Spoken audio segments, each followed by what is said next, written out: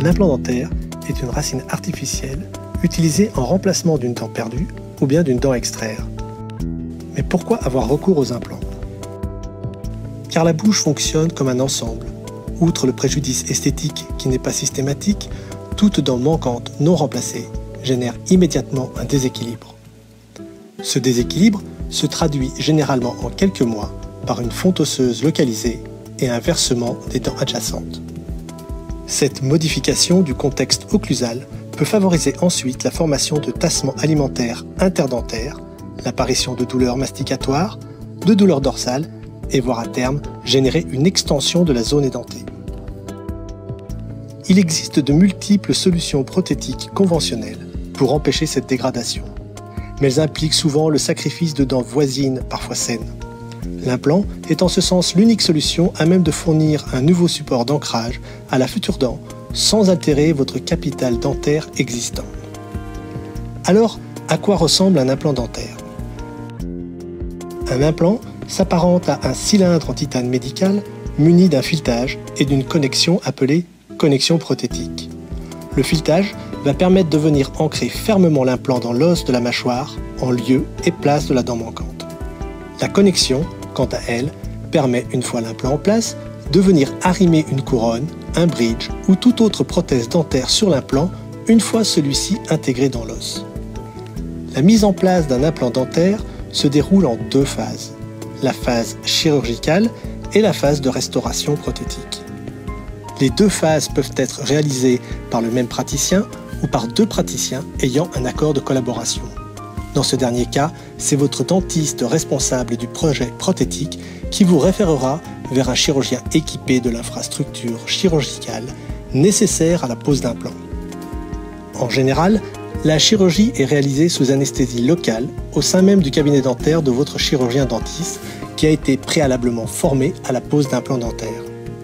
Le nombre d'implants dépend de l'étendue de l'édentement et de la solution prothétique envisagée. La chirurgie et les suites opératoires sont en général peu douloureuses. La mise en place du ou des implants est suivie d'une période de mise en nourrice pouvant aller de 3 à 6 mois, délai pendant lequel l'os va cicatriser autour du titane. On parle de période d'ostéo-intégration. Pendant cette phase d'attente, il est possible, si besoin, d'apporter des solutions esthétiques provisoires harmonieusement intégrées afin de vous permettre de mener une vie sociale tout à fait normale, le temps que votre implant soit parfaitement en place. Les protocoles de pose des implants sont aujourd'hui parfaitement définis et bien maîtrisés. Les taux de succès dépassent généralement les 95%.